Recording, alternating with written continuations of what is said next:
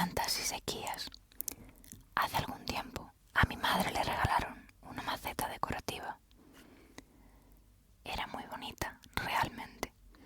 Una de esas macetas que tienen varias plantas distintas, combinadas como si fuera un centro de mesa. Un arreglo floral, básicamente. El color predominante en la maceta era el rosa.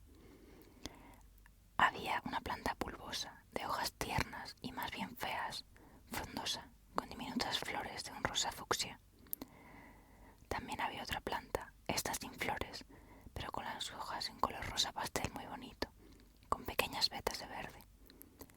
Por último, la maceta contenía un helecho verde oscuro, que daba un cierto equilibrio al conjunto. La tierra negra estaba cubierta por una pequeña capa de piedras decorativas rosas, y la maceta de plástico recubierta por una cesta de mimbre, con pequeños detalles en rosa también.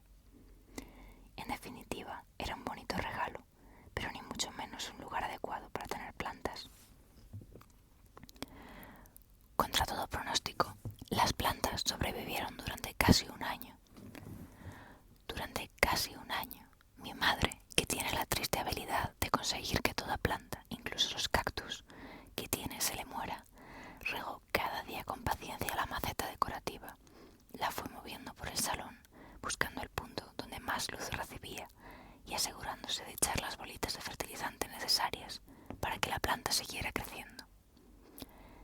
En definitiva, durante un año mi madre se desvivió por sacar adelante el pequeño regalo que le habían hecho. Y he de decir que lo consiguió. Quizás las 3 plantas no estaban todo lo sanas que podrían haber estado, pero seguían con vida e incluso aparecían algunas flores de tiempo en tiempo. Sin embargo, este verano nos fuimos un par de semanas de vacaciones a Asturias. En mi casa no hay animales y aparte de ese centro decorativo, solo había 3 plantas más. Una del mismo tipo del que tenía mi madre, dando flores rosas en la maceta, pero con flores amarillas. Una violeta africana que yo misma le regalé a mi madre durante mi 2º año de carrera, porque las violetas africanas tienen fama de ser muy resistentes y pensé que tener una planta que no se le muriese la haría feliz. Y una planta carnívora que mi hermano compró en el IKEA hace un par de años. Siendo así, pensamos que no valía la pena molestar a algún amigo pidiéndole que viniera a regar. Además, entre unas cosas y otras, las vacaciones en Asturias se vieron reducidas a una sola semana en lugar de 2, y luego a 6 días. Realmente, no merecía la pena que nadie viniera para tan poco tiempo. Empapamos bien la tierra de las 4 macetas, y mi padre ideó un sistema para que una garrafa de 2 litros fuera vertiendo gradualmente agua en las macetas. Mi padre es ingeniero, disfruta mucho diseñando este tipo de pequeños inventos. Por desgracia, mientras estábamos de vacaciones, una ola de calor asoló nuestra región brutalmente, y para cuando volvimos, la garrafa de 2 litros estaba completamente vacía, y casi todas las plantas muertas o moribundas. Mi madre, terriblemente apenada, se centró en la violeta africana. Yo supuse que era porque era la que más posibilidades tenía de sobrevivir, y de aquel modo no se pondría triste al perderla. Mi hermano se dedicó a cazar moscas para su planta carnívora y a echarle agua con azúcar para tratar de resucitarla. Yo me llevé la planta de flores amarillas a mi cuarto y me esforcé por sacarla adelante. A mí se me dan bien las plantas. No es por fardar o presumir, simplemente es así. Siempre se me han dado bien, es un don como otro cualquiera. Durante mucho tiempo tuve 2 pequeños bonsái que me regaló mi hermano, hasta que mi abuela vino a vivir a casa y quedó tan desconcertada por la idea de tener arbolitos en macetas que, sin quererlo, los mató a base de regarlos demasiado. Y sospecho que también les quemó las raíces con un exceso de fertilizante, pero nunca he podido comprobarlo. Por mis manos han pasado plantas de todo tipo y tamaño. Nos tenemos una suerte de afecto, de respeto mutuo. Sin embargo, la última planta que tuve, una orquídea, murió bajo los cuidados de mi hermano durante mi año de Erasmus, y sabiendo que volvería a mudarme en pocos meses, no quise hacerme con otra planta. Y sin embargo, aquí estaba, una fea planta que ya ni siquiera tenía las flores amarillas, gruesas y medio secas. Suspiré pese a todo. No tenía corazón para dejarla morir. Nunca lo he tenido. Me senté con unas tijeras de las que solía usar para podar los bonsái y me dediqué a eliminar todas las hojas secas. Cuando hube acabado, fui echándole agua en intervalos de media hora, asegurándome de que la tierra se iba hidratando capa a capa sin ahogar a la planta. Entretanto, mi padre se hizo cargo de la maceta decorativa. La planta de las flores rosas estaba prácticamente muerta, mientras que el helecho y la de las hojas rosas tenían una cierta salvación. Así que extrajo de la tierra 5 esquejes de la planta de las flores rosas y los puso en un vaso con agua en la cocina para evitar que fueran una carga para las 2 plantas que tenían posibilidades de sobrevivir. Una semana después, la violeta africana estaba exuberante. La planta de flores amarillas que yo tenía en mi cuarto había recuperado un poco el color y la planta carnívora de mi hermano parecía tan desmejorada como ofendida, pero decididamente dispuesta a sobrevivir. En cuanto a la maceta decorativa, tanto el helecho como la planta rosa se recuperaron considerablemente. Ese fue el momento en que mi padre seleccionó uno de los esquejes de la planta de flores rosas del vaso de la cocina y lo colocó en la tierra de la maceta para que ésta recuperase el efecto que había tenido antes de la sequía involuntaria a la que la sometimos.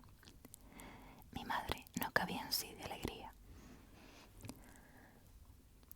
Pasaron un par de semanas y todas las plantas parecieron revivir y sobrevivir a nuestro involuntario desastre.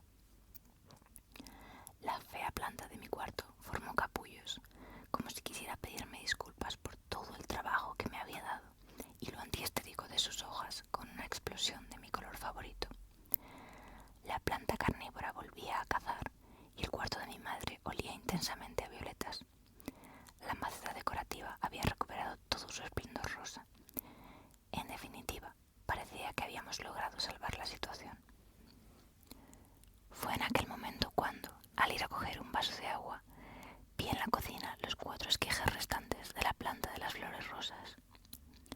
Allí estaban los 4 en un vaso al que apenas le quedaba agua, con sus feas hojas extendidas tratando de captar un poco de luz. Llevaban 2 semanas olvidados en aquel rincón de la encimera y aún así, vivos. He de reconocer que me sorprendieron. Hay que decir que, para ser plantas, tenían valor. Vamos, habían sobrevivido a un año en una maceta totalmente inadecuada, a la sequía de las vacaciones y por último, a ser arrancados de la tierra y colocados en un vaso, abandonados en la cocina. Y allí seguían, dispuestos a sobrevivir. Aquello me conmovió de un modo extraño.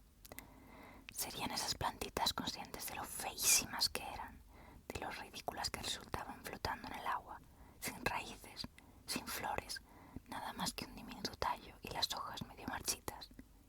Les importaba algo, aparte de sobrevivir. Siempre he tenido una debilidad absurda por la gente valiente. Tal vez porque yo misma me considero un poco cobarde. Soy de ese tipo de personas que sobreviven solo a fuerza de voluntad, a base de ser muy, muy, muy tercas. Y no pude evitar pensar que aquellas plantas, si no eran valientes, al menos eran tan tercas como yo. Así que le pedí permiso a mi madre para hacerme cargo de ellas.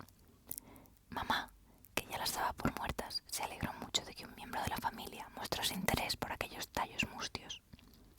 Además, le sorprendió mi interés. No es ningún secreto para nadie que el rosa no es un color que me entusiasme mucho. Pero en aquel momento no estaba pensando en el efecto estético de las plantas.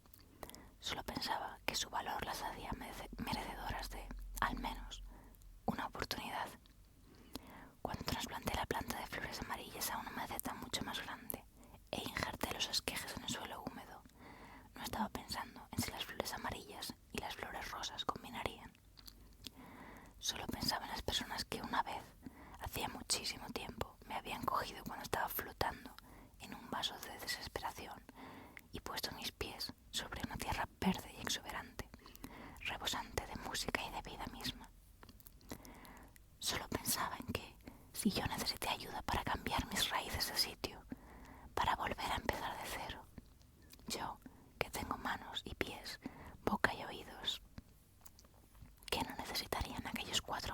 murrios, aquellas 4 cositas patéticas que sin embargo seguían empeñadas en vivir.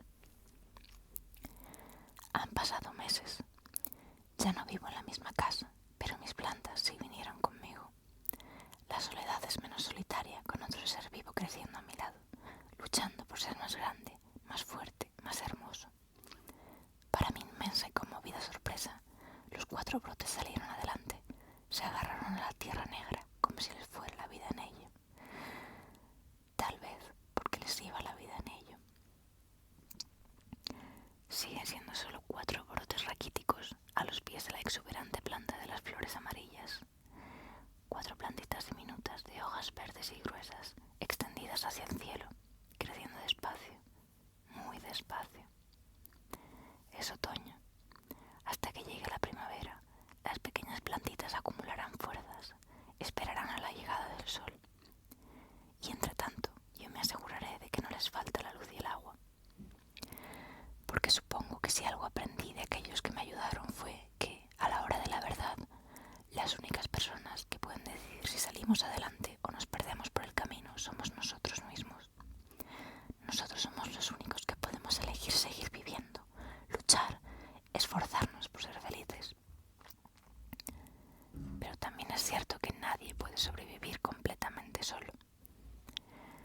Esa es la lección que contienen las 4 plantas raquíticas de la maceta, que la lucha por la supervivencia es cosa de cada uno, que si decides caer nadie va a ayudarte, porque nadie podrá verte, porque nadie puede salvarte si no quieres ser salvado, y que siempre habrá una mano bondadosa